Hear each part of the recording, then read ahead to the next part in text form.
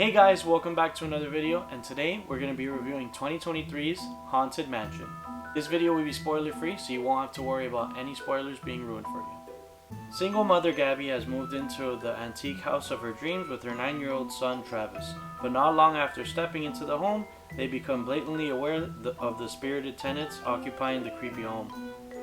Enlisting the help of grieving astrophysicist Ben, priest Father Kent, medium Harriet, and haunted house expert Professor Bruce Davis, the gang hopes to put their heads together to rid the house of the supernatural tormentors. So let's get this started off with the cast. This is a dream cast of sorts. You've got all kinds of really good actors in it, and that part of the movie is obvious that it was cool and great. From Jared Leto to Owen Wilson to Danny DeVito, like one of the GOATs, Tiffany Haddish, just to name a few. The chemistry between these different characters wasn't as smooth as you would expect, but it was still great to see all these kinds of actors interacting with one another, and that was really fun part about this movie.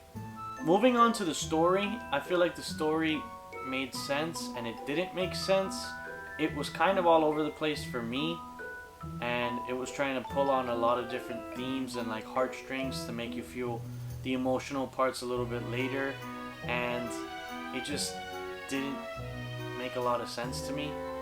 For the runtime it had, I was expecting it to get us more emotionally involved with a simple plot and just work off that, but it just kept adding steps and layers to like the problem solving of the ghosts, and I didn't like that part of it. I feel like the comedy was hit or miss. It is for kids. It is a kid movie. It's Disney, so you can expect those like slapstick jokes, but nothing too crazy. My favorite in this movie had to be Danny DeVito. Anytime he's in this movie, I chuckled. I couldn't help but giggle. He's so hilarious. He just even looked hilarious in some of the costumes he was in. The main character was an interesting character to dig into. The actor they chose is a really good actor. I've seen him in Uncut Gems and movies like Get Out, and he plays like a tough or like serious role, so I was kind of like surprised why they picked him for like a comedy horror movie. I feel like his jokes and comedy and his kid interacting like to get little kids engaged was like really off. It felt really weird. But then when it comes to the emotional parts of the movie, it's clear as day as to why they picked him for that role. I just wish he was a little bit more like kid friendly, if that makes any sense. Like it was hard to relate to him because he was just so, oh, I guess it's part of the character, but it just didn't make too much sense to me. For example, in like Toy Story 2, Jessie's character, you know, she's a very like emotional character with a really sad backstory, but she still appeals to children, and like it's like kids are like excited to interact with her. Even though this movie had a loaded cast, I feel like they really dropped the ball in utilizing the cast.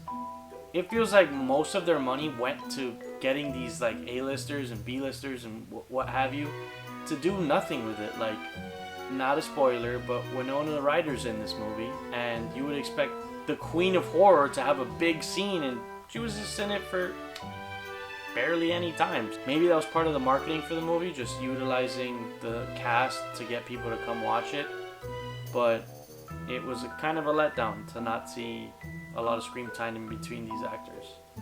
As for horror goes, I feel like the Hatbox ghost was pretty scary. He had a very detailed face and it was pretty scary. The other ghosts kind of felt like kiddish, and you know, if you've been on the ride you would know it's not like super terrifying, so I won't give it a lot of negatives there because it's meant to be for kids and for adults, so I wasn't expecting it to be super scary. But Hatbox Ghost was pretty terrifying. Like his nose is like missing, and it's kind of spooky.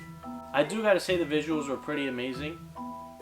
They did some scenes from the ride if you've ever been on it, and you can clearly tell, hey, that's this part of the ride, hey, that's that part of the ride, and it was really cool to see that on the big screen. If we're comparing it to the original Haunted Mansion movie with Eddie Murphy that didn't do so well, honestly, I grew up with that movie and I liked it. I don't know if it's nostalgia or if because it was just a little more simpler and just easier to like follow the family, but I like that one better.